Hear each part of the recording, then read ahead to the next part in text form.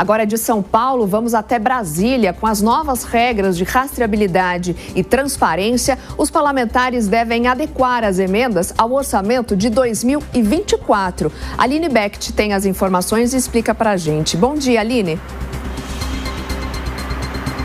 Olá, bom dia, Soraya, a você, bom dia, Nonato, bom dia a todos que nos acompanham aqui no Jornal da Manhã. Bom, exatamente como você bem disse, agora as emendas parlamentares precisam ali ter a identificação do parlamentar que está empenhando, que está reservando aquela emenda para os estados e municípios. E aí, o que está acontecendo no Senado, os senadores ali por parte de algumas comissões apresentaram uma lista de emendas que não haviam essa identificação dos parlamentares. Então, para garantir que essas emendas não sejam canceladas, os parlamentares já estão se precavendo e garantindo a correção dessa identificação ali dos parlamentares por conta desse risco de cancelamento. Porque, como eu disse, se essa emenda já estiver reservada para o estado e município para determinada área, ela corre o risco de ser cancelada só pela falta dessa identificação do parlamentar. Assim, de acordo com os critérios que foram cobrados pelo Supremo Tribunal Federal desde o ano passado em relação a essas emendas. Então, as comissões de relações exteriores acabou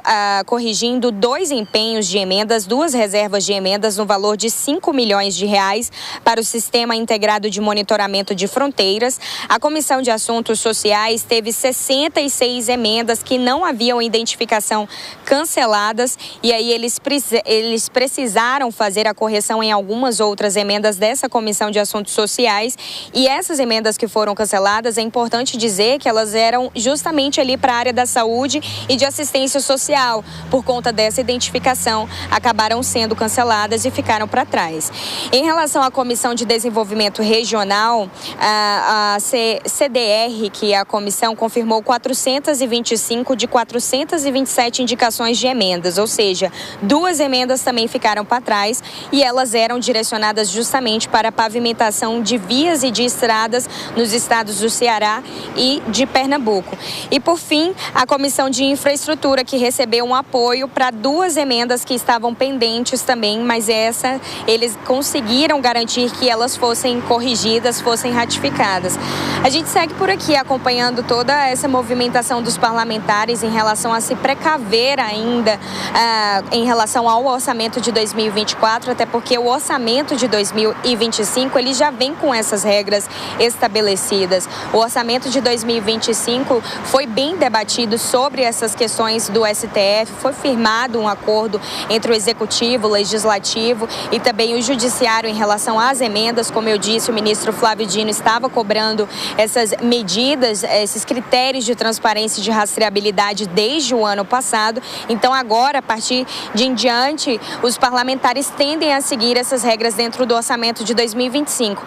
Mas o que não estava no orçamento de 2024, essa falta de transparência e de rastreabilidade, ainda estão sendo corrigidos pelos parlamentares e eles já estão se precavendo, especialmente ali no Senado Federal, justamente para que essas emendas não sejam canceladas aos estados e municípios. Eu volto com você, Soraya.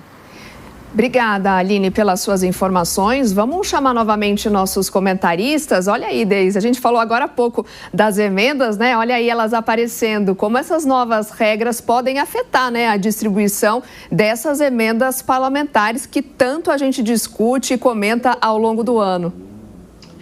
Soraya, é aquilo que a gente sempre fala, né? O sistema político brasileiro, ele continua preso a uma lógica de troca e de sobrevivência, né? Tudo depende do que vem do executivo, das emendas parlamentares, e algumas delas, como a própria Aline Becht mostrou, elas não exigem esse detalhamento de uso. E isso acaba fortalecendo esse toma lá da cá, né? As emendas parlamentares, elas viram uma moeda de poder, essencialmente, né? Então não se trata apenas de investimento público, né? Se desvia completamente a função, mas é de capital político, né? Então quem libera mais emendas, quem repassa mais emendas tem mais capital político e maiores chances de se reeleger, né? E é um jogo delicado, porque se você corta demais, você pode gerar uma rebelião no Congresso Nacional que acaba prejudicando as votações que interessam a sociedade, né? Se você cede demais, você acaba fragilizando o executivo e fragiliza toda a estrutura que vem embaixo abaixo disso. Então, o orçamento ele acaba se tornando um palco de disputa, onde cada centavo ele vai entregando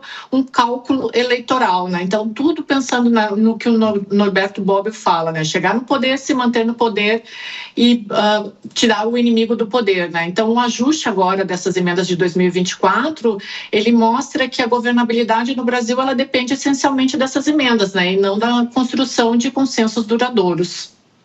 Pois é, Deise, infelizmente no Brasil nós temos a subversão da atuação parlamentar que se dá através das emendas. As emendas são algo que fazem com que o legislativo ele possa influenciar diretamente em atribuições do Poder Executivo, e nos últimos anos o que nós vimos foi um aumento grandioso desse expediente das emendas parlamentares, que acabaram concedendo ao legislativo um poder que hoje em dia é difícil ser retirado. A gente nota que o Poder Judiciário está tentando, e já por uma série de medidas acabou restringindo ou criando obstáculos para o encaminhamento de uma forma desordenada das emendas, sem a transparência necessária. Agora, nesse aspecto, o Judiciário ele ainda tem o poder de reavaliar se a estrutura, se a nova estrutura de concessão das emendas, especialmente emendas de bancada, emendas de comissão, se elas atendem aos regramentos necessários de transparência. Porque da decisão do Supremo Tribunal Federal ficou consignado uma reavaliação após de 30 dias. Então é importante que o Congresso Nacional, de alguma forma, demonstre claramente estar seguindo a esses regramentos, sob pena de termos novamente o Supremo Tribunal Federal agindo e, com isso, acabar fomentando cada vez mais essa grande disputa entre os poderes, que é o cenário que a gente tem visto nos últimos anos.